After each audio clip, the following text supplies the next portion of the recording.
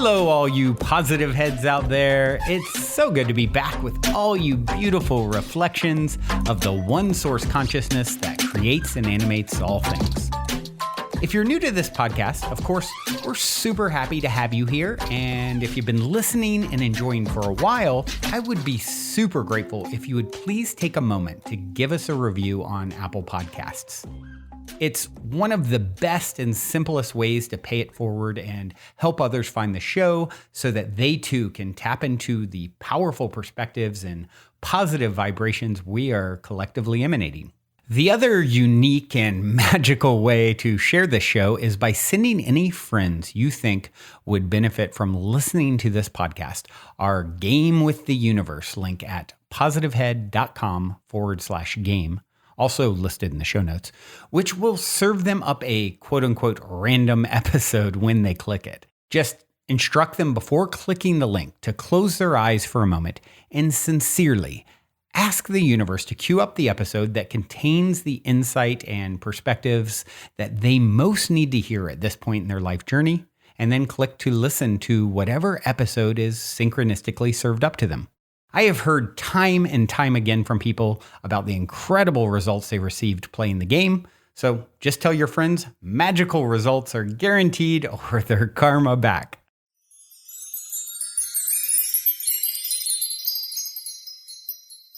All right, all you positive heads. On this week's Soul Share episode, I'm very excited to have Kyle Cease here with me on the show. Kyle is a New York Times bestselling author and award-winning comedian who has made over 100 TV and film appearances, has coached over 15,000 people, helping them to laugh their way to transformation. Hello, Kyle. Welcome to the show, my friend. No, thank you for having me, brother. I'm happy to be here. Yeah, this is going to be good. You've been on my, as I mentioned before we started recording, you've been on my desired interviewee list for quite some time. I was able to catch one of your live events here in Los Angeles probably 5 years or so ago with a really dear friend, and it was amazing. Wow. I love the work that you do, and I know that this is going to be a special episode. So, well, it's good that it was delayed, because the longer it takes before you get me, the better I'm getting at it, right? That makes sense. If you had me 5 years ago, I'd probably watch that and be like, oh. Like it's also, it was great then, but like I'm right. We're always evolving, right? If we're in that work. So it was perfect. It delayed till now, or maybe we'll watch this and be like, actually, it should have been. Actually, Kyle's really went downhill, and if I'd only caught him in his prime. Right. So I'd like to start with my cliche opening question, which is this: you're in an elevator. The woman next to you looks over, says, "What's your passion?" You have 10 floors to answer. What do you say? Discovering what I truly am. I hope it drops fast, because I answered it at one floor there. But like I have this just really one core intention with myself, which is everything going on in my life. Is moving me towards even closer the true essence of what I am. And what I mean by that is, I believe that quite a bit of all of us have a lot of what we're not in our body, meaning like what we had to be to survive as a child, what we had to be to match our parents' egos. And our body is a combination of what we truly are, and it's primarily blocked by the patterns that we created to not get yelled at, hit, shamed, abandoned. And so everything in my life, I find, is moving me towards more and more of what I truly am. So whether it's a positive thing that could be a byproduct of me having done so much work and getting closer to it, or a negative thing, that's helping a false part of Kyle fall off and me get closer to the true essence of what I am. And that's a higher calling even than shifting other people, It's because a byproduct of the true essence of what I am would actually shift more than if I'm doing a ton of egoic work while I'm not quite what I am. Even if I sell 20 million copies of a book or have a video hit 1 billion views, if it's not the true essence of what I am, or at least the truest I have, the frequency that I am and am emitting, I find, is a bigger contribution to the world than how much egoic work I can do while being in denial Mm. of that essence of what I am. Does that make sense? That is a very good. I call that the Willy Wonka answer, where Willy Wonka goes, the elevator blasts through the roof and out into the cosmos, floating. Right. And I love Willy Wonka answers, and that was a good one. That's the last movie I watched. I have friends in town, and all the kids for Easter watched Willy Wonka. So that's interesting Well, you I, chose that. I asked you to think about your synchronicity story, and you had to just bring it up right at the front of the show, didn't you? Yep. True. I'm glad I didn't watch. I don't know that this would have happened if I watched some crappy not hit movie. Like if you were like, that's our Meet the Deedles synchronicity. I'm like, that movie. No The one. gods must be crazy. Have you seen that one? Right. Exactly. Part two. Yeah, Air part two. Bud 3. Like that. It definitely. We chose a movie that's a huge hit. That's but, true. That's true. The skeptics would definitely ping on that. Yeah. Right. Oh, that's so funny. Well, I love what you said there, though, because it's so easy to get caught up in, the egoic stuff. I was talking with Mary, your assistant, just before you made your appearance here, and we were talking about the podcast and how I've had a little bit of a resistance to doing all the things you're supposed to do as far as promotion and social media and the podcast. I'm so blessed; it's reached a lot of people, and it's not through me playing the game the way you're supposed to play it. Right. And then sometimes I think to myself, like, that's, Brandon, that's probably a mistake. What is it? Is it a block in you that, you have to be unique, or you're so worried about being cookie cutter and yet you're reaching less people because of it?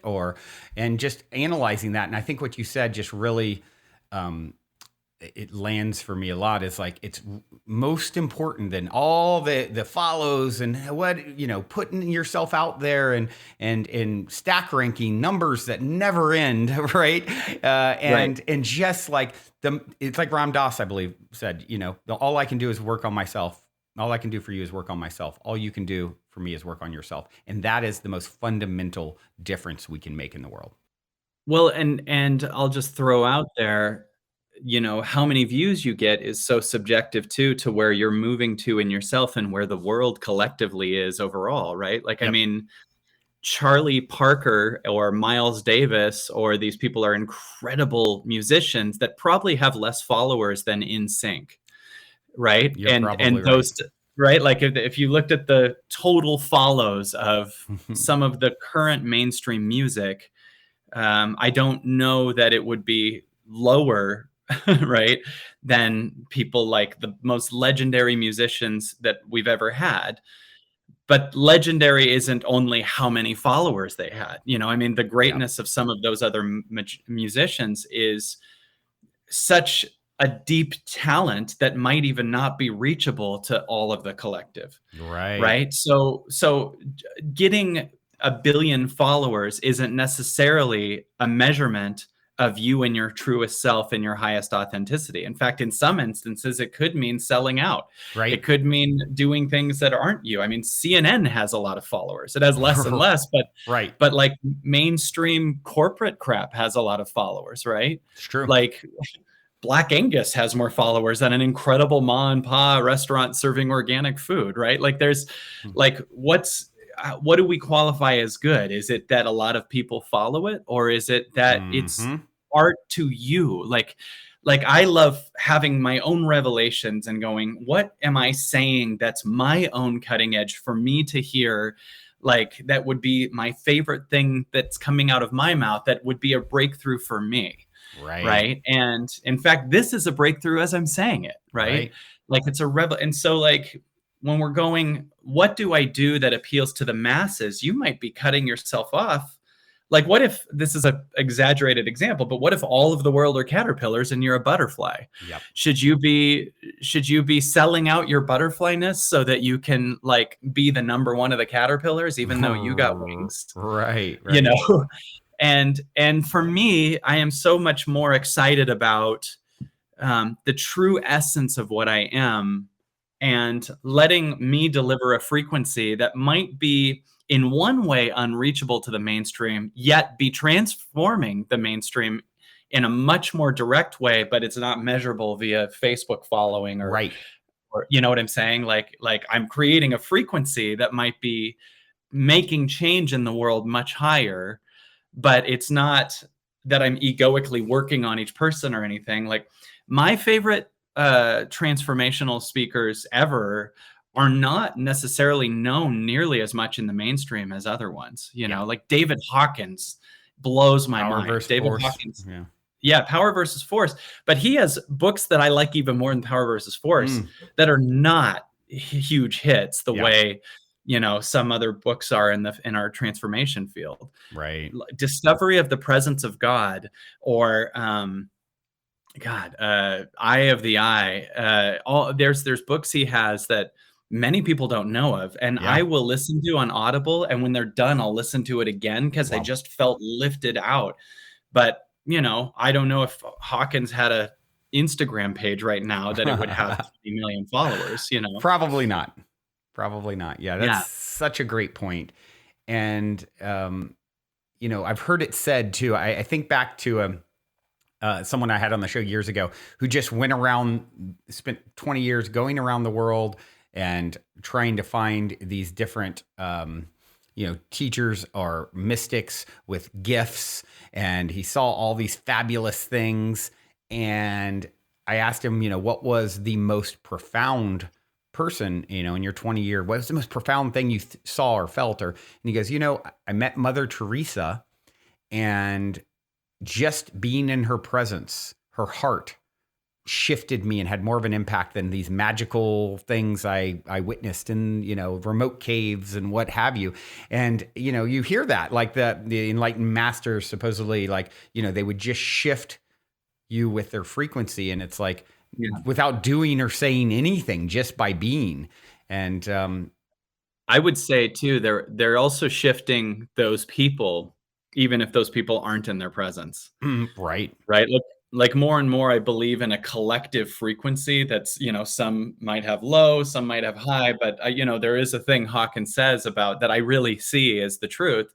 As the higher up in frequency you go, the more you're counterbalancing frequencies that are at a low, right? Mm-hmm. So like a person, for instance, as a measurable thing, a person that's hitting 700 is counterbalancing, I believe it's 70 million people under 200. Wow. Right? So just the frequency that you're That's power being, versus even if, force, right? Where using yes. those numbers, yeah. Yeah. And so even if you're in a cave, you're still collectively raising the water level of the consciousness of the world. And Right.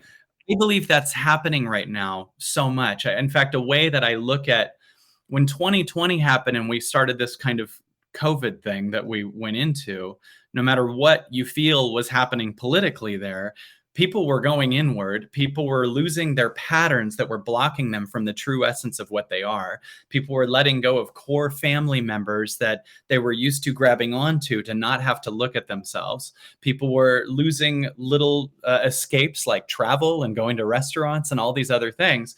And the biggest pattern break ever happened starting in 2020. And we've been forced into, in some ways, staying in it, breaking patterns, going to higher frequencies, letting go of things that don't align. And I believe very much that our collective frequency is skyrocketing.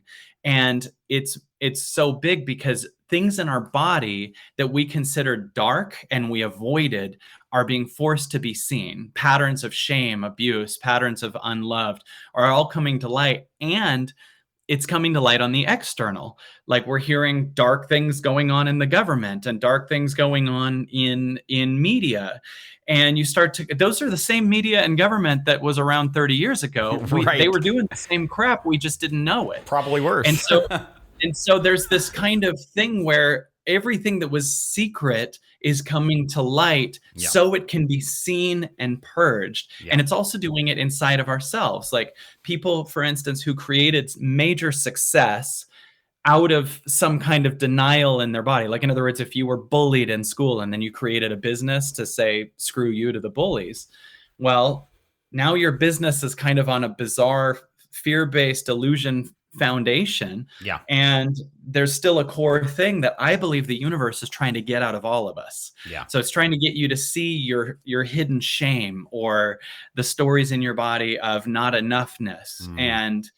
And so it's a difficult time because we're having to look at things we don't want to look at. But in truly looking and then finally accepting them, they dissolve and go away. Right. So we're deepening our collective frequency right now. And it's not the same as the old motivation world and an old type of self-help. It's actually really exciting because it's getting to the gunk that we never were willing to look at, Yeah. that the only think positive world had been burying. Yep. And now positive is also allowing the darkness that's really just unseenness Yeah. to come to light, so you can accept your not enoughness, unworthiness, whatever else. So this time to me is so exciting, because all of our crap and everything we're not is being forced to like come up and not be buried in a little box inside of our hearts. Yeah. And what's not right in the world is coming to light and being dissolved. Yeah, I love that. It's so refreshing to see how people are coming to own, like, okay, there is no light without shadow. The larger Yeah. and brighter the light, the larger the shadow it casts. Like, you know, the higher the branches reach, the deeper the roots. You know, this idea, Yeah. and realizing, like, hold on, you know, the darkness is necessary, and it's a tool. It's a tool for, I believe, for the light to mean something. It's all happening for love, and it's all supporting cast and supporting characters for love to mean something. Would you agree with that? Yes. Well, I would say there's two types of light. Okay. There's a false light that is the don't look at the darkness light, meaning like, look how I only think positive. There's nothing wrong. You know, there's like Right. a denialism light. Yep. And I believe that light actually did serve a purpose when it was presented to us. For instance, like The Secret taught you how to think positive, right? Yep. And I would say when it came out in 2006, that might have been the next place where our collective needed to be, to start to learn, hey, there's a positive and a negative, and if you think positive, that's fine. Yeah. To me, that was like if you went into a garage and you had a flashlight and you could only shine it on the negative or the positive. You're going to shine it on the positive. That's Right. great. Yep. Well, what happens if God shines the light on the whole garage and you Right. happen to see for a second there's a body on this left side Yeah. and there's rats all over it? Right. No matter how much now, when God turns the light back out, if you shine your flashlight on the positive stuff, you still know there's a body in there. Right. And Right. I feel like the collective light is too big for Yeah. the false think positive that's burying the negative. Yeah. And so now we're being forced to also be present for feelings of abandonment, gunk, anything else. And then we're looking from a much truer light, which a light that sees the negative and the positive and is inclusive of everything.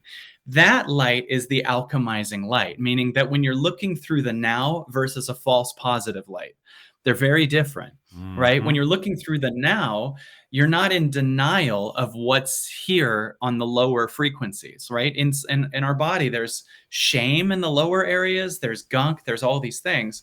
When you're looking with the denial, no, I'm just thinking positive. Okay, that's denying what is. But when you're looking through the now, it's seeing all that is. And so the now also is a much stronger light than false positive. And we had this old self-help that was like, get into the positive, you know, get into the vortex. You are the vortex, right? I would Right. offer, right? And you know, those teachings all served a major purpose in the past too. Like what I'm saying now probably wouldn't have made sense in 2000, right? And so I kind of see the light of the now, because bizarrely the now can literally hold space for everything that you see on this planet. Like the now is so loving. This sounds weird to say, but it can even hold space for dark things, wars, all these things.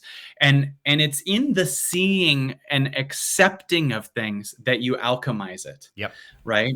So for instance, like I hope this is okay to talk about, but I did a recent event that was designed to, it was called Freeing All Children Inside and Out. And the event took place at a giant theater, and we were here healing our inner children, but all the money went to Operation Underground Railroad, which is stopping child trafficking. They are busting child trafficking rings, right? Wow.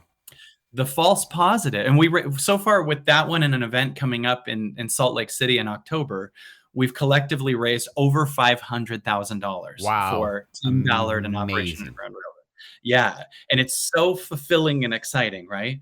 Now, in the false positive world, people would be like, I don't want to talk about child trafficking. Yep, I don't right. want to talk about that exists. Okay, well, let's have the kids' perspective. You don't want to talk about this because it exists. And the traffickers are thrilled that those people exist because they aren't being seen. We can do this stuff out of secrecy, Yep. right?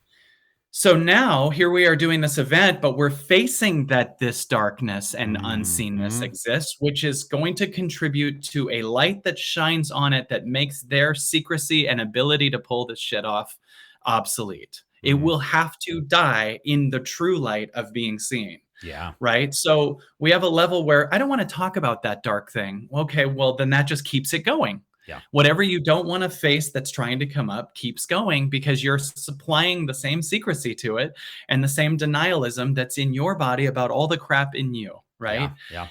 Or we go, this does exist, and we're having an event to call out that this exists. And it created such a depth in the event because in Yeah. owning that this exists and talking about it, we were also able to own people were able to own they were abused as a child. People were able to own that they were unseen, all these things. And spirituality does not mean I'm denying these things. It means I'm seeing everything. Yeah. I'm seeing things that I was. I'm seeing things that happened to me. I'm seeing these things and fully owning them. And in that, you can course in miracles yourself into a massive normalization of miracles because once these things are seen, they're alchemized. Once they're alchemized, they're replaced by just infinite true light and God.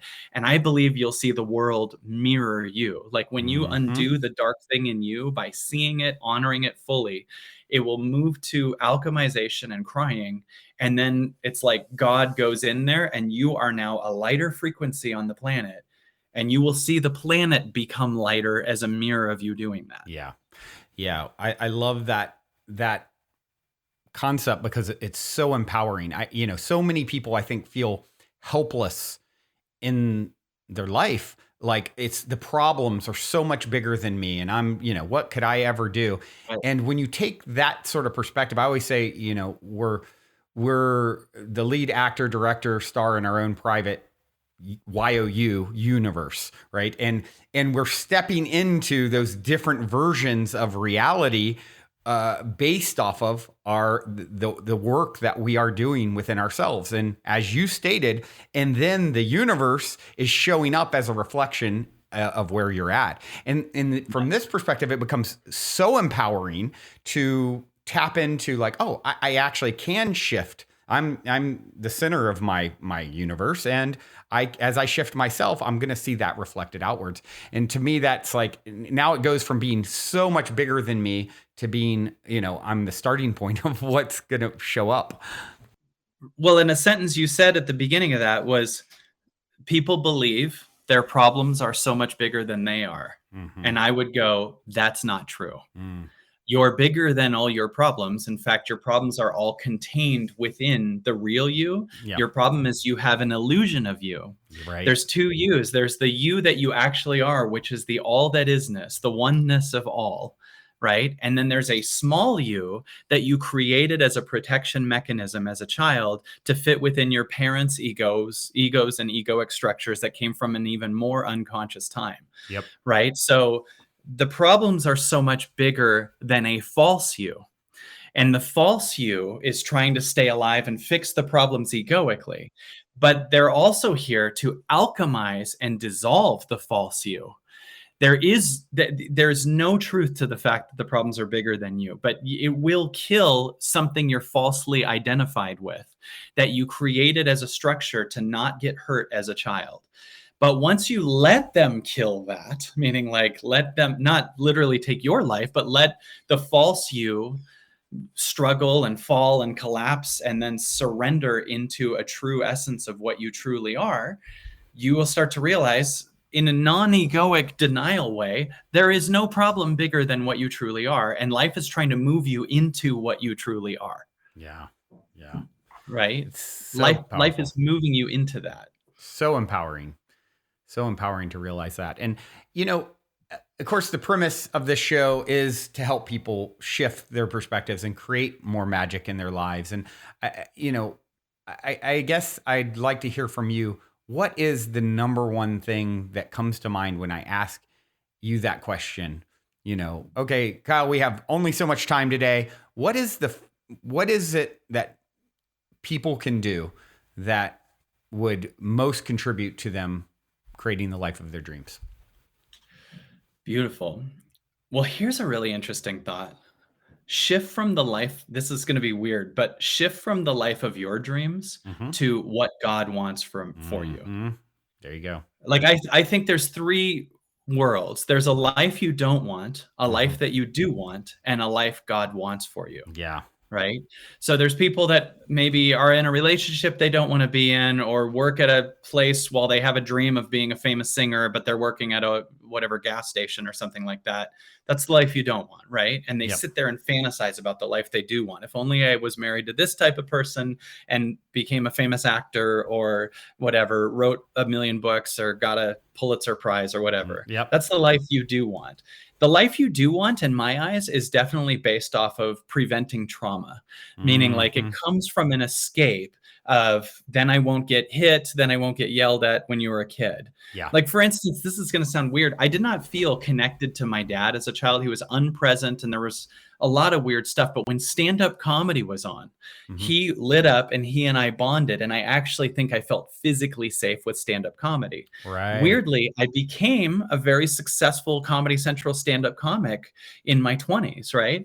And the more I look at it now in the last few years, I wonder if that was just me not getting hit, not getting yelled at, not getting, Mm. right, whatever else, and thinking that's my dream career. And I was good at it and it was a dream career, but it was the highest dream I knew of without even realizing what if it was to stay physically safe or be Right. seen by my father, right? And so that's the life you do want.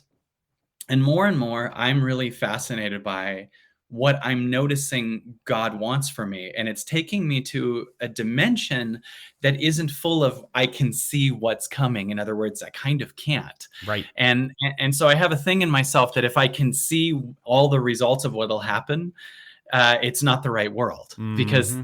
I don't change in that process, right? Like if I can see everything I'll get, if I'm using a vision board and know what that world will be like, it's actually much smaller Yeah. than what's trying to unfold for Mm. me.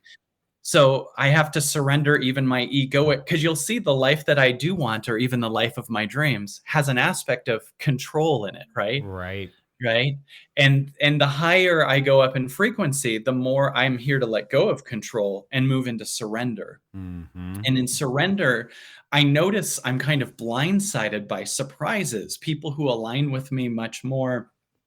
There being such a bigger career. Like when I left stand-up comedy, I didn't know I'd be doing any of this. Right. Like, but it had better for me, but I wasn't in a control base of what it needed to look like. I really was in a surrender and frequency of whatever you want for me. And then it would like purge all these like egoic desires. People that used to open for me were becoming famous comics. And I was going, did I make a huge mistake? And it was like, I want you to learn to follow the calling without even knowing what the result will be. Right. And I got better and better at surrendering and being free and finding a freedom, and it purging the egoic need to not get hurt or abandoned or yelled at by dad. And then that got purged, right? And it's moving more and more, and life is trying to just teach me a deepening of a connection to myself. So the life of my dreams, which hopefully isn't in my control but is through surrender, is a deeper knowing of what I am, no Yep. matter what that looks like, with where I live, what I do for a living, who I'm dating, whatever.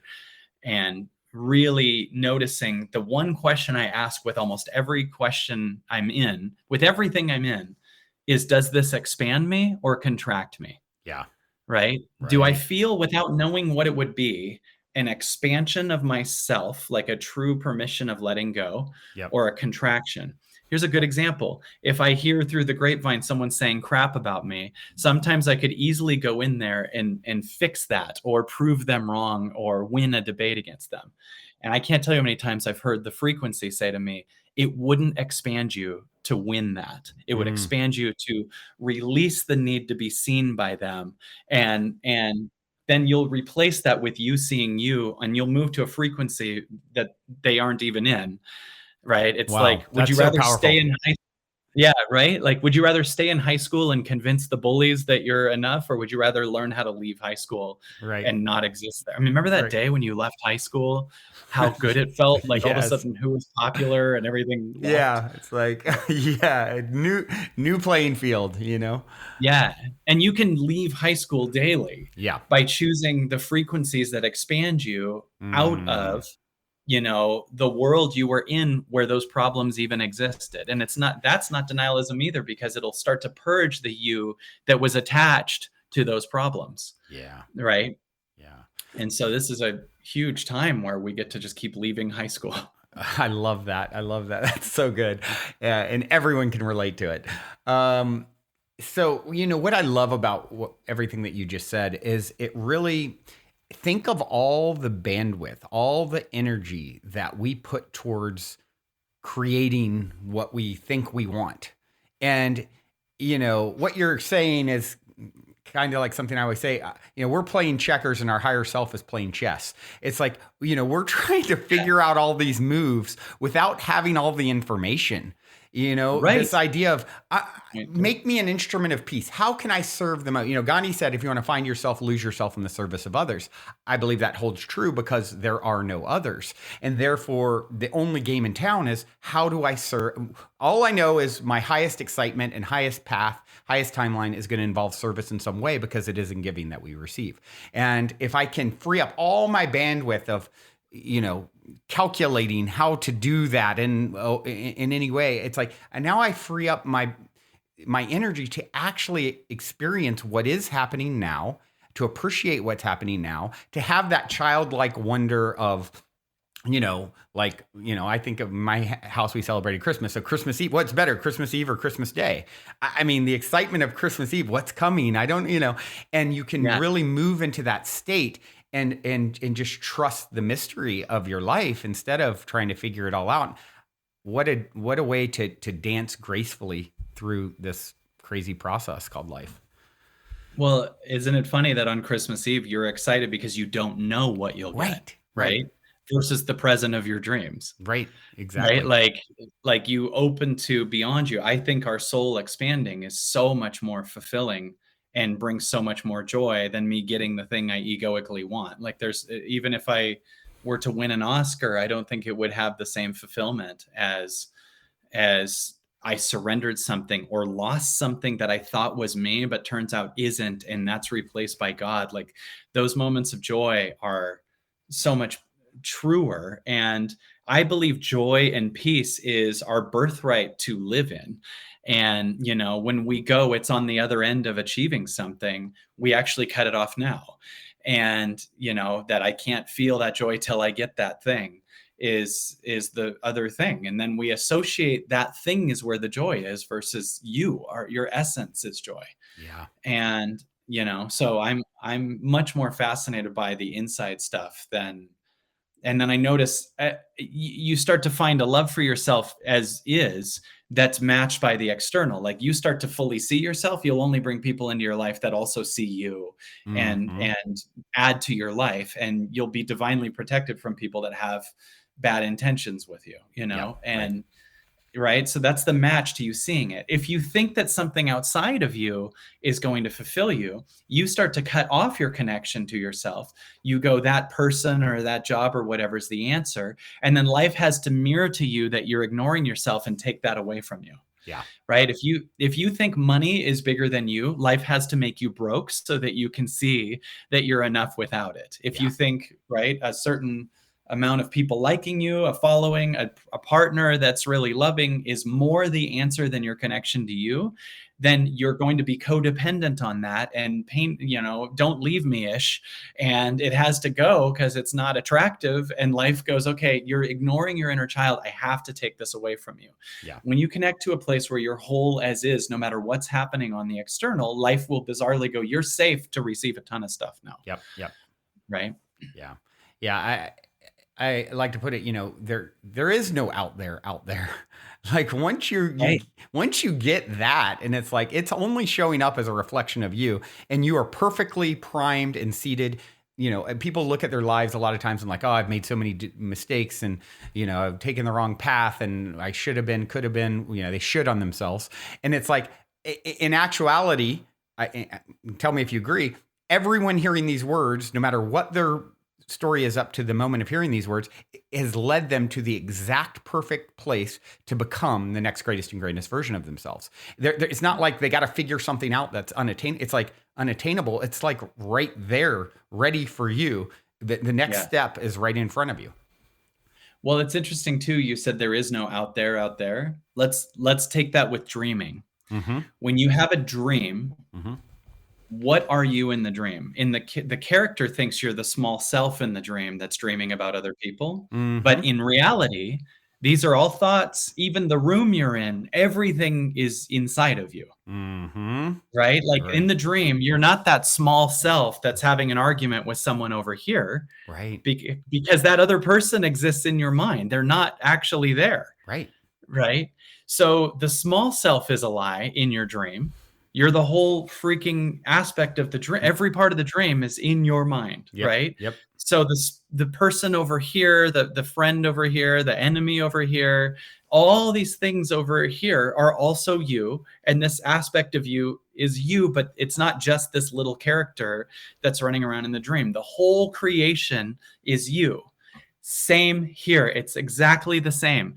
Every day I cry out more of a false self. Right? Like it'll be every day, every other day, I'll experience, it was the small story of Kyle that believed this. And once I see it, it ends up being kind of this not true thing that chisels and falls out. And then I'm more and more all that is, right?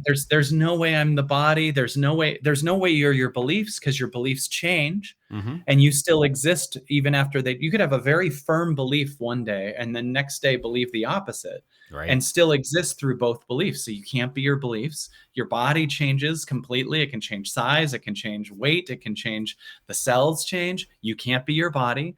There's all these, there's no identity you can be. You can't be, what you do for a living, because that can change.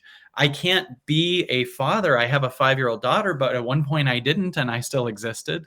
Right. So I'm a great dad, but my identity isn't those things first. Yeah. In fact, it's very hard to pin what my identity is, because it's all that is, but I'm getting really good at identifying everything I'm not. And boy, is it a lot of things. Wow. Yeah, that is, it's so powerful and empowering to realize this. And I love using the dream as an example, because we're in the dream and we fall for it, hook, line, and sinker.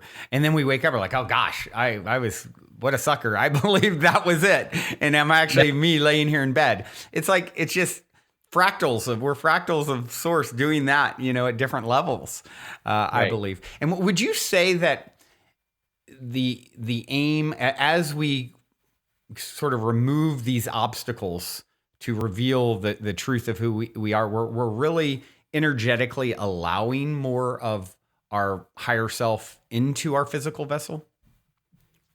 Yes, I believe that the higher self is much closer to what you are than the one that you usually say I. Like, people phrase them kind of backwards, in my opinion. When they say, my higher self says this, but I'm scared, I always say, reverse that. Right. I am feeling called to move, but my egoic structure, or my pattern I created to not get yelled at when I was 6 is scared. Right. So I believe that what we identify usually as I is actually the pattern. And that's one of our biggest challenges, because then the pattern can't go away.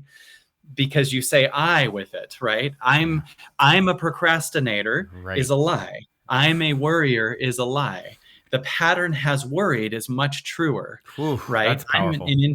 Right? I'm an infinite being. I'm all that is much truer. So when we associate I to a limitation, it's much harder to purge because that means you die, Yeah. right?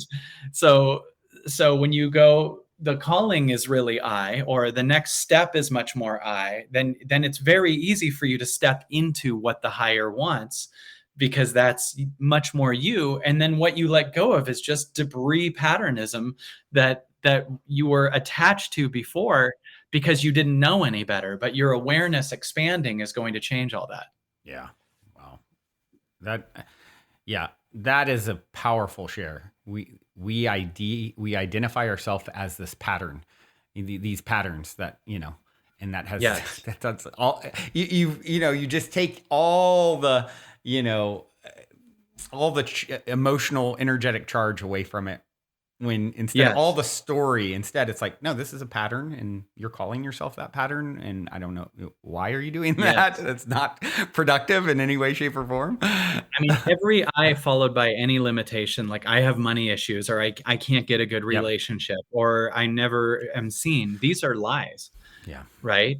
And it's a pattern. One of the things that I've done in the last few years is that a lot of things help me slow down, including the COVID thing, right? I spent 3 years much more at home, and I did a lot of one-on-ones, and I did like 2,000 one-on-ones Wow. actually, and it was amazing and fulfilling. And one of the things that I noticed was a pattern that showed up was, instead of like fixing things, like if someone feels unworthy, the old self-help would be like, you're going to show them you are worthy, or you're going to Mm-hmm. get worthy.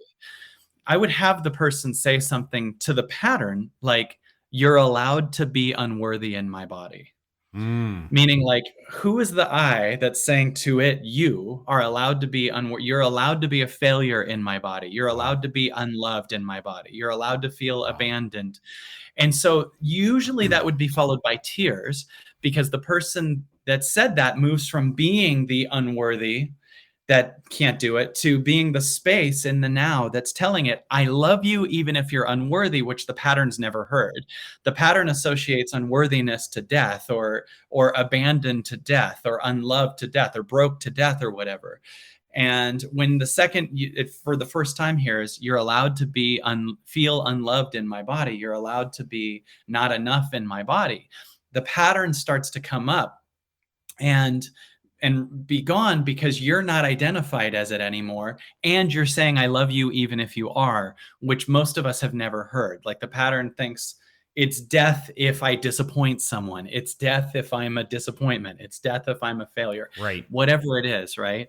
So we're saying you're allowed to die, you're allowed to, it's not death, but even if it is, that's fine, I love you even if you die. And these patterns that have been the 5-year-old us trying to do everything can finally fall into the true consciousness of what you are, which is much more than now, which says, I love you even if you are a failure. I love you Mm. even if you are lost Wow. and or confused or whatever. And that feels like the next wave of self-help to me, in that, like, the old one is like, when you feel like you're not enough, you're going to go out there and be enough. Right. And the new love says, I love you even if you're not enough. Yeah. Yeah.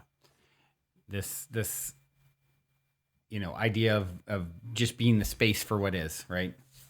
and Right. and or I noticed that Matt Kahn, who I've had on this show, and the late night style show Optimistic that I shot, narrated your book, and I think of him talking about whatever arises, love that, right? Mm-hmm. And it's such a powerful thing to can, or as Eckhart Tolle says it, can I be the space for this? And introducing that unconditional love to self, what Yes. a game changer. Like and the idea that this is as beautiful as the glorious, most magnificent version of yourself you can picture, that hurt child, that whatever it is you're experiencing, that is as beautiful as anything else in its own Well, right. the space here is here for everything, right? Yeah. And so what are you doing when you love something? Or I almost, by the way, one thing that's so important is I associate love to seeing, Mm, right? Seeing is love to me, right? mm, Oh, there's a pattern in me that I fully see mm. and accept and understand. Because most of us are in a major pattern of escaping what we see. Do you get what I mean by that? Like, in other words, something comes up and we're just used to not looking at it and running from it. And Mhm. that denial is causing it to come up over and over and over again, Right. right? And so at the same time, it's going, I'm trying so hard to be seen. And if you could allow yourself to just go, what's trying to be seen under this? What is here? And really investigate. We have my Absolutely Everything Past membership site, and I had people on Easter go on an Easter shame hunt, right? And just go within the Hmm. body and notice where there's pockets of shame and see them versus, fix them or change them or run from them or whatever, and just go within and allow the shame to come up, allow the shame to be seen, allow all these things, right? Wow. Yeah. So Yeah. it's an Easter shame hunt. So we're like literally just Hmm. seeing what needs to be seen in the body. And so one way that we prevent ourselves from doing that is staying in our head by doing addictive things like scrolling social media too much. Yep. That's a way that we've created a character that ignores what's here. Mm. One of the things I've been doing in the last year is a lot of 2-hour long to 4-hour long hikes. And, no phone other than I have it to record an insight or something, but I'm not on it. Right. And I will just notice that I'm forced into hearing everything about what's true in my body. And I will just burst into tears on the hikes Wow. and watch as these things come to light. And they are forced to come to light because you're seeing what's in here fully and you're not distracting from it. And Mm. I really believe any type of controlling agenda was keep everyone gossiping and arguing and discussing and having opinions about, to keep them separate from the true essence of what they are, because you can't control them if they know what they truly are. Mm. And so all of these social media things were put into place. And if you want to truly change the planet, get off of the things that are distracting you, the nothing things, the passing things. These Mhm. are passing things. Someone's opinion is passing. What someone said about you is passing. What they're doing is passing. And get connected to what you truly are, the permanent thing. Mm. Like, you're a sky getting mad about what cloud is going by and it's trying Right. to go by. Right, right, you right. know and so it's even beyond love, that because now it's just like you are the all that isness, and Mhm. any uncomfort is for you to just hear and love. You Mhm. are love, but the Mm. love is the now love, not the falling in love BS, not the I'm nothing without you. That's attachment that's in Yep. movies and love songs, right? Right, right, right. So yeah. Wow. Yeah, what I think of when you shared about your hikes is when we go to bed at night, our bodies need that rest so that it's like, okay, the mind is shutting off its conscious performance so that work can be done to heal and repair the body.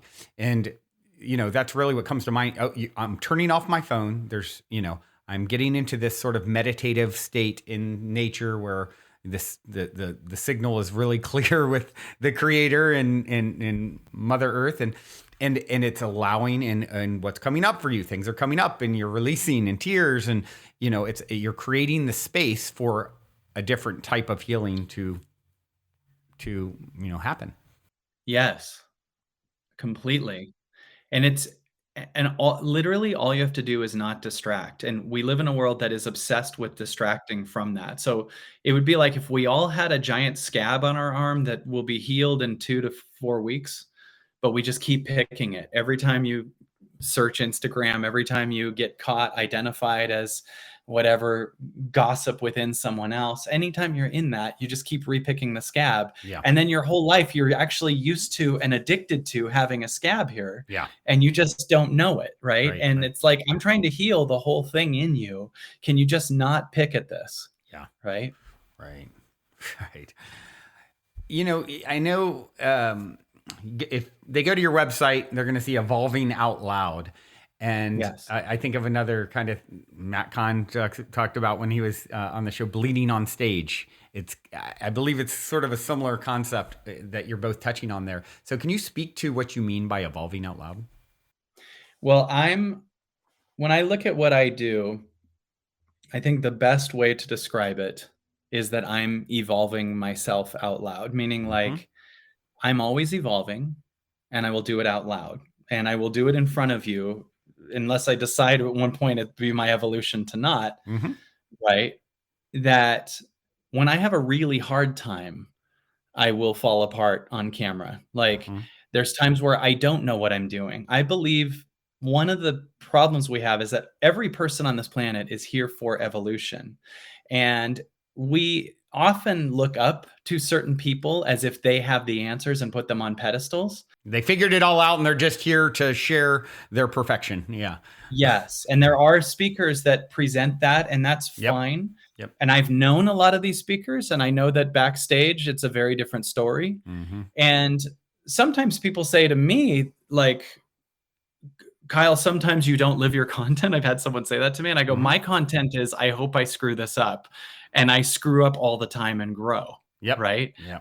And so it turns out I do. Mine is just like allow yourself to be a mess in front of people too. And the Yeah. reason I'm having these revelations that I have is because I'm falling apart completely, being lost, trying really hard to figure out what I am and being willing to sacrifice anything I need to in order to meet my soul. Yeah. And Yeah. I'm here to merge with my soul no matter what the cost. Yeah. And I am passionate about letting go of my attachment to whatever I need to let go of in Mm-hmm. order to find the true me. And I want to create a world in myself where I feel like it's trying to create a world to say, stop taking people off pedestals, not only speakers or authors, but actors, the news, authority, everything, because all of us are a bunch of screw ups and Mm-hmm. we make mistakes. Yep. And don't get too caught on our image Yep. because then you're caught on your own image. Yep. And there's this bizarre world where all these people all over the world, everybody is like presenting something different, all these black and white perfect marriage pictures on Instagram, but at the same time it's like constant fighting backstage, right? Right.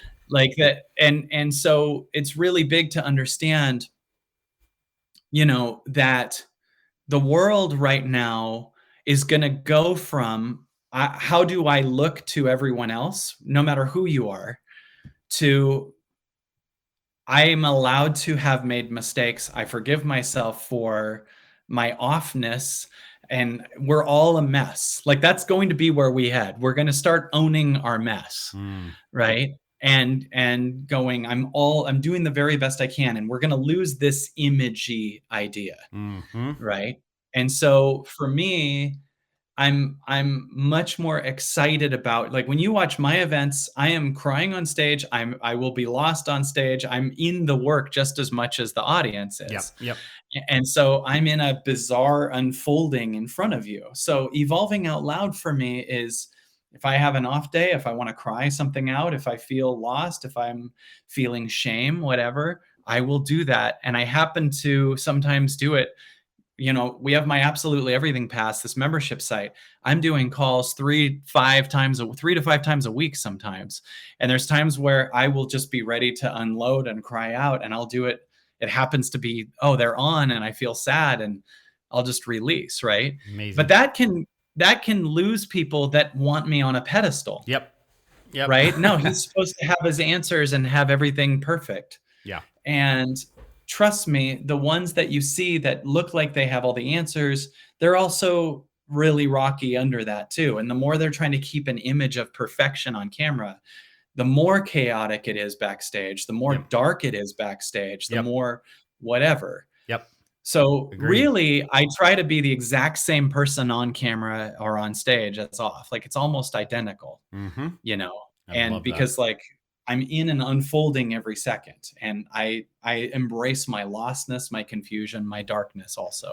You've learned enough. You're wise enough to know that vulnerability is really a superpower. It's really how we can truly, when we're being authentically vulnerable, that's how we can truly connect. And this idea that, our mess is our message too, Right. and I'm from, this is almost episode 2000 of the show. And if you go back to episode 1, it's like, look, I'm doing this first and foremost for myself. If anyone else benefits, great. We teach best what we most need to learn. And, you see it all the time. Like someone, it's like professing something. It's like, wow, you could really use that. It's like, because we teach best what we most need to learn. And so, I love that your approach to this. I love the authenticity of it. It's felt, and it's the most powerful way to be a leader, I believe. Well, one thing when you said we teach best what we both need to learn, I'd say one thing that's so interesting about what evolving out loud is I find that I teach something, or whatever comes through I say, and then I end up living that. It's the reverse of most ways, where they give a lesson based on what they learned from the Yeah, past. right. Totally. I'm giving myself the most cutting edge thing I need to hear. And then I get done with a live call or a stage performance and go, okay, what do I have to do now? Because that was only me coaching me. Yeah, right. And it makes sense from the perspective of, there is no out there. And there's only, the consciousness that animates my form is the consciousness that animates your form. The separation is illusion. And, learning how to navigate these, as I put it, relative truths. You and I are separate. We can make an argument for that. And there's a truth to that. You and I are one. That's also true, depending on the vantage point from which we are speaking, and from the ultimate vantage point, there's one of us in the room. And so it makes sense that that's what I need to hear. Why else would I be saying it? Well, and where we're separate are societal temporary constructs, right? Like the mind creates, I'm different than you based on whatever. For some people, it's gender. Some people, it's ethnicity. Some people, it's where they live, or money, or age, or whatever else. Those are all temporary passing concepts that don't exist. Yep. Like, in other words, like parents gave us names, that creates the separation, whatever. But those things you can keep crying out, and you will get more and more that you are one, even with your enemy. You're one. You're one with every person. And the illusion of separation is a game we created in ourselves so that we can experience feelings and all these different things.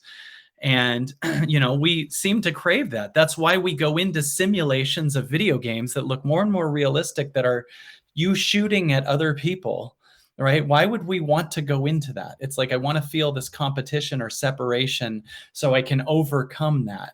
But the more and more you do this work, the more you get the real goal of the video game is to realize you're playing a video game. Yeah. And that it is an illusion versus just trying to win against yourself. Right. Mm-hmm. And get out of the video game by getting present and noticing all these illusions. The longer you meditate, you will find it is a fact. There is no separation. Mm-hmm. And the ego that creates separation will eventually be cried and brought to light and released. Mm-hmm. So, there's no separation. Yeah, absolutely. So powerful. As we kind of start winding down a little bit here, there's still a few things I'd like to touch on. And one is, you wrote a book a few years ago, The Illusion of Money. And, the subtitle, Why Chasing Money is Stopping You from Receiving It. And I know this is such a prevalent issue. It's been such a dance in my own life. And, and I know a lot of the listeners, I went from my friend's couch to creating an Inc. fastest growing private company and 100+ employees, to an offer to be bought out for $30 million, to within 12 hours of that offer losing 90% of have company's revenue and the whole deal blowing up. So I've seen so firsthand this chase in very my soul wanted to have me experience this in very dramatic fashion. And I know everyone's experienced it in that story to some degree. So I'm curious, obviously get the book if you really want to dive deep into this, but what do you have to share about The Illusion of Money? Yeah. Well, and you could, by the way, use the illusion for many things: codependency, relationships, attachment, right? Like, it's there. But I would say that we really were taught, especially with money, that it is this this thing that there's an egoic linear you and what I mean by linear is it's like there's an ego that says, how do I get money? Right? Already that how is in the way of the flow of the essence of what you are. Then money becomes more your God than God, right? Because it's like, how do I get money? Now, I'm not saying we don't need money to pay bills. People often don't understand this thing I'm saying. Yep. I'm saying that the infinite flow of what's trying to happen through you is so much bigger, right? Than and so much more abundant and would bring in more money than your egoic chasing of it. And the example that I use in the first chapter is, imagine if Michael Jordan, at the height of his career, got amnesia and didn't know he was a famous basketball player, and then learned from society that he needs to get a job to make ends meet, and starts working like an Applebee's, right? And he's got to work at Applebee's because he's going to get like a promotion, and he'll be He able can to reach the take top care- shelf for the ingredients in Right. the kitchen. You know, he's really Right, good at exactly. it. And then imagine that people that do know who he is come in and they're like, dude, why aren't you playing basketball? And he's like, well, because I'd love to follow your magical dream thing, but I need to make money. And you're sitting there like, you'll make money doing what the thing is that you're good at. Like, follow that. And he's like, that's great. I hear all your weird, airy fairy talk, but I will be promoted to assistant manager at Applebee's here. And that's going to be paying like 16 an hour. And I need to be doing that. And you're like, dude, let go of it. And he's like, listen, I'm realistic. I got to pay the bills. Right? And you're sitting there going, you're Michael Jordan eventually. Right? And I believe that we have this higher self that's going, if you would undo your egoic need for money and your fear-based, protection-based, yeah, but I got to pay a bill for money, you would discover that the now would create much more magical things through you that are more abundant, and you'd be able to receive the abundance of what you are, and as a byproduct, make so much more money than your small egoic you that's really working based on patterns of your childhood of parents saying money doesn't grow on trees, or it's the root of all evil, or you're nothing if you don't make money. And you creating your 5-year-old is trying to make money in most cases. Your 5-year-old that wants to impress dad or not get hurt by mom is the one that's trying to create abundance. And so you're doing it all out of fear and protection. And there's this old paradigm that money is this thing that you achieve and you chase and you make and you sacrifice your soul for. Most people's jobs are sacrificing their soul for money. And that's just what you did in like the 30s or 40s, right? It's just get a job, work at the factory, don't even question it. But our consciousness is too high for that type of thinking now. So when people now are doing it, the light's too bright that they're ignoring what they truly are. So now everyone's got to be on pills or, all these different egoic addictive things because they're ignoring their soul in order to do what they think they have to do in order to survive. Yet I would say let go of the surviving in most cases. Some cases you don't have a choice, but let go of the need to survive and move into the infinite thriving of what you are. And so many abundant ways of money will just show up. And bizarrely, because you're in your soul, you will lose your need for addictive things that are very expensive, by the way. Like you won't spend the money as much on alcohol because you're not fulfilled. You won't spend it on different therapies maybe because you will be in the true essence of what you are. People that are feeling unfulfilled, they need a more expensive car in order to impress someone, or they need, a bigger house or these different things. You will find that the more you move into your soul, the less expensive life gets. You want less things. You want a smaller house. You want less addictions. So bizarrely, you're set up to your true connection to yourself is the highest thing. That bizarrely is worth more money. And you lose your addictive need to be seen externally because you see yourself. You lose your addictive patterns. You lose everything. And you find that you just sitting on a mountain is more fulfilling, and that's free, or meditating or whatever else. And so you lose a lot of expenses. You lose bad food. You lose the hidden costs of more hospital bills because of the bad food and the addictive things. Life starts to get much cheaper and you become more abundant if you stop chasing money and sacrificing your soul in order to do that. I love that. And it's such a dance. Like I said, I don't know anyone who hasn't had to confront this. I mean, I'm sure there's some people that hasn't been a big life theme for them, but almost everyone in my world has had to really work on this one, because it's, yeah, we get this idea of, well, no, I've got to survive. And it's like, and if we can move past that survival mentality into trusting that we are upheld by the abundance that created, everything that we see. You are it. Like, you're so abundant. I always say you built this place. Like, you Right. have amnesia to the fact that you built this place, but it's literally all an extension of self. Like, and Right. you're sitting on the back of a whale fishing for a minnow. And Right. yeah, it's such a dance to be in, so empowering to just say, you know what, I trust the mystery. I don't necessarily know. I'm just going to follow my inner guidance and intuition, and come from this feeling of, and even understanding, like, whatever got you to here now, somehow, every time you ever stressed what was to come next or how you would pay for this or that, yet here you are hearing these words and you survived, and you made it through. And the next moment you'll have made it through. And the next moment you'll have made it through. And just relax into that. I'm going to make it through, however it presents itself. And by bringing that easy energy and that trusting energy, you're inviting so much more in. Well, and I would say something that will be really exciting news to your listeners.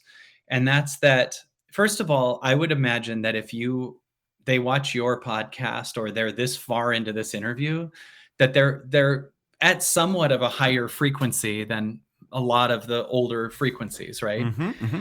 And I find that the more you're in a higher frequency, or you're in this work, the more that the only thing you have to do is just stay alive, because life is doing what it can on its own to purge stuff. So even if you're feeling all these triggers and pains, know that you're in the process of it passing, and just do what you can to support its passing by moving into the truest place that your soul wants. Like, I find going on hikes is so much more fulfilling than flipping through YouTube and seeing what the comments are, or what people are saying about stuff, or other people's advice even from me. Yeah. Right? Like, it's really at a place where entertainment on the external is I have a hard time sitting through a movie now. It's just wanting me to just sit under the stars and be. And I notice that very often tears form and a higher me shows up. Mm-hmm. Right. And so, in other words, instead of thinking, what do I do and how do I do the work is being done on you. And just in your staying alive, know that whatever you're feeling right now is passing. And if you stop engaging in it or trying to fix it at the level of it, and just sit back and allow God to just pull the stuff out of your heart that isn't you, you'll change. So I really believe right now that we are evolving rapidly right now, and you can't help it. And just know that everything's passing. Get present for it, find love for it, listen deeper, and you will be blindsided by some huge revelation that you can't see. And so the reason I say that is because a lot of times we're trying to effort our growth spiritually, and the ego is usually the one that's doing that. And if you just go, the work is being done to me in ways I don't understand, and just stay open and present and stay alive, because at times the ego wants to die. And if you think you're the ego, that's where you get those suicidal thoughts. But it's the ego. It's never you that wants to die. It's a false you. It's a small self. It's and so just stay alive, stay open, stay present. And the part that wants to die, that isn't you, but you thought was you, will die, and you will move to a much more God frequency, and the world will mirror that. It's opening up and freeing itself, and it's amazing. I love that. And what came to mind when you talked about the part of you that wants to die will die, and that becomes the rich soil, from which the next version of you can be born. It's like you talked about the caterpillar and the butterfly earlier. We've all, I wrote about this in my book, The Golden Key. It's, the caterpillar, as my mom would, when I was telling her about this, writing it in my book, she's like, "Oh yeah, I know all about this. These caterpillars just destroyed my geraniums." They go and they destroy, everything in their path. Yeah. unabashedly. And all of a sudden, this, Imaginell cell pops up within the caterpillar. And it's like, what is this? It's an invader. It doesn't belong here. Kill it. And it tries to squash it. It does. But then another Imaginell cell pops up, and then another. And then ultimately, this battle back and forth between the caterpillar and the Imaginell cell, which holds the code, the blueprint for the butterfly, they finally, enough Imaginell cells arise within this creature that they take over. And this is when the caterpillar goes into complete upheaval and chaos, and into the chrysalis, and all the pain and destruction that the caterpillar precipitated. These caterpillar cells melt into a goo that the Imaginell cells that hold the code for the butterfly feed on in order to grow into the butterfly.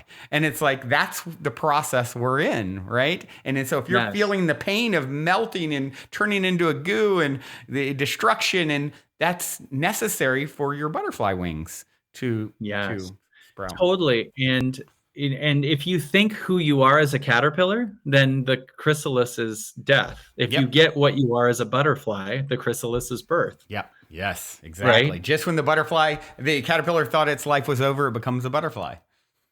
And also, there's so many analogies about the caterpillar butterfly thing that's so profound. One is that, I don't know the actual number, but the caterpillar consumes like 21,000 times its own weight, or some crazy number right there. That might be wrong, but I know that it consumes way more than a butterfly does. Wow. And so, same with the humans, the egoic construct of the humans is that the ego is just here to consume, and it's about the small self and not its expansion and not what source has for it. And then the human that's on the higher self is much less consuming, much more giving this beauty, much more being in this radiance and adding to the world. Yeah. So I believe Earth is here to force caterpillars into the chrysalis to get into their butterfly selves so they can stop. Like, Earth is like the greatest, fastest tracking education system in the world for the truth of what you are. Absolutely. Earth is the biggest one in the world. Yeah. I will not argue with this, Kyle. Yeah. I would be a fool to argue with that statement. Out of this whole world, Earth is the Yeah, that's great. Well, you had to get a joke in there, even if it wasn't on purpose. So what I'd like to do as we wind down is switch gears for a moment and ask, my go-to story time. If you have a story of synchronicity or serendipity or a positive paranormal story, anything. I mean, we had a little one right at the front, a little mini one, which was fun. Yeah. But yeah. I mean, man, my life is just so synchronistic as it is. And I'm trying to think if there's a specific story. My assistant Mary's here. Do you have a specific one you think is? It's a bizarre collection of everything is synchronistic. I know it becomes almost hard to think about because there's so much of it. And then it's like, hold on, well, you want me to just recount my life? Well, and here's an interesting thing too. The ego decides what synchronistic is. The ego is the thing that says, that's so weird. I thought of the person and then they called, or I thought of that song. And then I will tell you, here's an interesting thing. I can't tell you how many times that sometimes when I was working on a thing inside, that the universe threw what I needed on the external to get me to release what was on the inside. I remember one time when I was feeling unseen and feeling really stuck. And my mom died in 2017. And before she died, my mom and I really bonded on music. And we connected on certain sounds of certain musicians and really loved them so much. And there was one musician we didn't agree on at the time, and that was Aretha Franklin. She loved Aretha Franklin.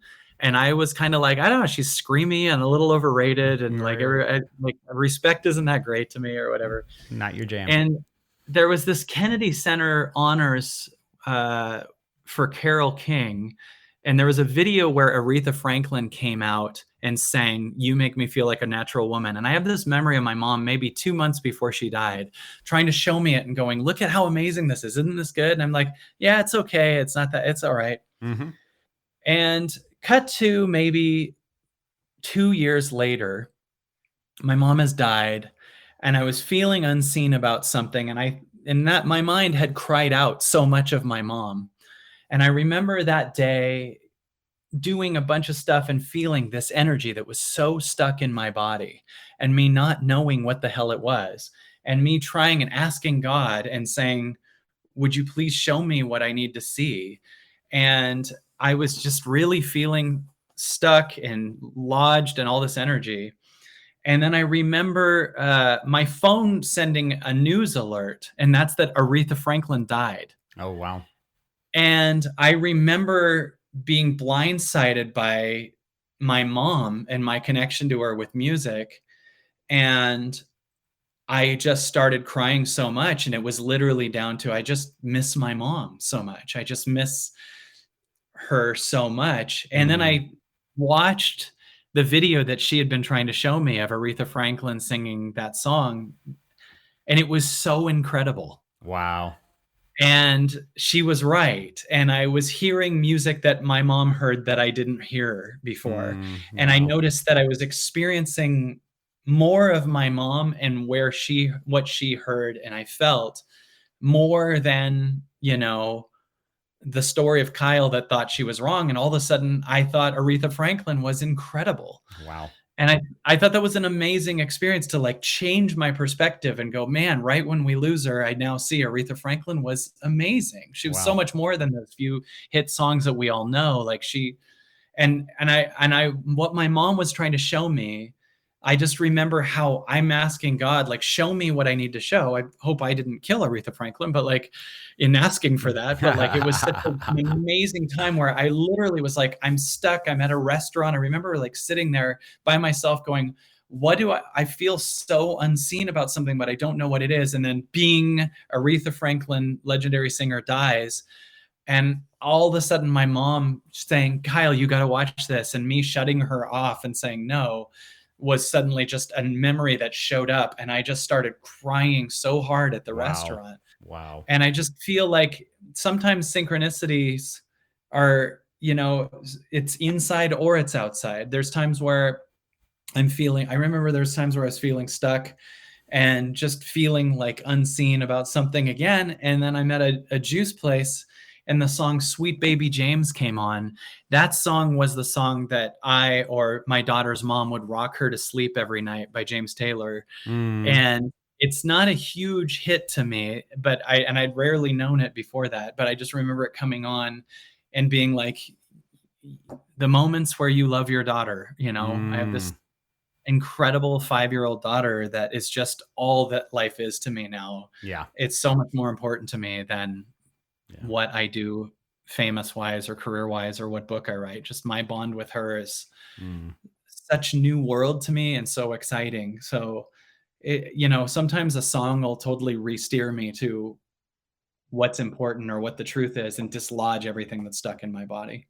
Isn't it incredible how music seems to have that unique power? Same for me. It's like you hear the right song at the right moment when you're processing something or thinking about something or dealing with something. And it's like the key in the lock that just Yeah. opens up everything. It does. It does. In fact, they've shown studies that people with major Alzheimer's or dementia or no memory at all, they light up when they hear songs from their childhood. Hmm. Like if you play a 90-year-old some song that they loved in the whatever the 30s or something like that, Yeah. they start crying and smile and they like leave their dementia. And I'm also a musician and I came from a very musical family and play 4 instruments and love harmonies and sing harmonies and stuff. So yeah, music is my love language. I'm Mm, completely auditory, much more than visual or yeah. kinesthetic. Yeah. I definitely relate to that. Uh, Incredible. Thank you for that share. So beautiful. And thank you for taking the time to come on and share your wisdom. It's been everything I'd hoped it would be, and more. And if you would tell the listeners the best way to contact you, smoke signal, Yeah. social media. Well, so yeah, so my team runs my social media and everything. The best thing that I have, like that I'm so in love with, is we have a membership site called the Absolutely Everything Pass. And it really is. There's 1,000 hours of backlog footage combined with live talks that I do where I bring people on and do a hot seat with them and shift them, Mm, or I answer their questions and the little 10-minute answer that comes through, shifts them, or we do guided meditations, or all of our past events are there. And they have this incredible community. There's thousands and thousands of people that are on it now. cool. And, it's really, really incredible. And it's an amazing experience that completely gives you permission constantly to move to that higher frequency and stop staying in some kind of collective clump. And people are releasing old stories, relationships that don't align with them. They're moving into, much better finances by moving into that God self versus that egoic have to self. Yeah. And so for the way it's been was this thing started as just a Wednesday night call, and now it's 4 or 5 a week. It's $79 a month. It's $79 a month. However, I'm doing a thing right now where you can get a year for $299, which is like 24 and change a month. Wow. And I'm telling you, in a year, this will pay for itself so much. One of the biggest testimonials we have about the Absolutely Everything Pass is it's so much more expensive to not have it, because people have it and then they move to a higher frequency. So if anyone wants that, the passcode is water, and it'll go from $795 for a year to $299. Cool. And, you will be there and you will immerse yourself. And it's kind of like, it's like Beachbody, but for the soul. The Beachbody, that has all the P90X and everything, that's an app you can get and do your own workouts at home, but it's the soul version of that, right? And we bring on other guests and other speakers and stuff like that, but it's so awesome. And it's at absolutelyeverything.tv, right? It's so funny. It's my site. I don't know where it is. I just show up and do the thing and leave. What a show off. Yeah. That's amazing. I love how you compare it to P90X for the soul. That's hilarious. Right? I was thinking of it as this Invisalign now for the soul, because I got Invisalign recently. I don't have them on now. Oh, gotcha. But the teeth are just slowly adjusting, and you just have a day where you realize they're better, and it's a gradual thing. That's kind of the Absolutely Everything Pass, where one of the things, this will sound like a negative thing, but it's actually good. We're starting to do more calls on a Friday or Saturday night. And the reason I think that's so great is often on Friday or Saturday night, people feel like they should go out or they should do something. And this is an opportunity to go do something that's productive, that there's other people there, that you learn something, that you find more abundance. And when you wake up, you don't go, God damn it, why did I do that? Yeah, right. And, there's no hangover. So instead of spending that money on overeating or trying to get laid or drinking, you can just go to bed early with a massive new revelation in yourself and wake up so fulfilled versus that thing. So you wouldn't think it's a sell that we also do events on Friday or Saturday nights, but it is. It's like people go, well, that adds up. That $299 for a year suddenly just saved in not drinking. Right. The hidden costs of that you drank that you have to do to fix that, and doctor bills and shit. Like, it's right away. There you go. So the Absolutely Everything Pass is my favorite thing. There is also my books out. There's I Hope I Screwed This Up and The Illusion of Money. There's also, on YouTube, there's probably 600-700, actually, if you count the shorts now, 1,000 videos on YouTube probably too. Wow. So yeah, it's a lot something of content. like that. Yeah, there's a lot of content. I'm here always living it, so there's always an ongoing flux of content. Well, this has been amazing. Thank you for the work that you do, my friend. And I do have one final question for you, my cliche closer, and it is this: in 60 seconds or less, what is the meaning of life according to Kyle Cease? According to Kyle Cease, the meaning of life is to live it more than figure it out. Meaning, like, when you go on a roller coaster, you're not trying to figure out what the hex bolts are and the lug nuts are. You enjoy the ride, right? So there's a major aspect of enjoying life causes you to learn more about it versus your egoic needing to learn about it, getting in the way of your enjoyment of it. So really start to enjoy the now. The meaning of life is to get that you are all that is, to understand that everything's fine, that you're perfect as is, that you're an unfolding being that's magical, and trust that everything that's happening is right on track for your growth. Understand that there is no good or bad in that way. And the more that you allow, the more things will just be amazing and better and more incredible for you and the world than if you're in this egoic construct of fear-based shame and all those other things. Let yourself just surrender. The meaning of life is to surrender. There you have it, folks. That's his story. He's sticking with it. And I'm glad that you are, Kyle. Thank you, my friend. This has been such a pleasure and honor to connect with you. And yeah, thank all of you for tuning in your beautiful brainwaves and incredible hearts out there. Until next time, journey well. Thank you for having me, brother. It was awesome.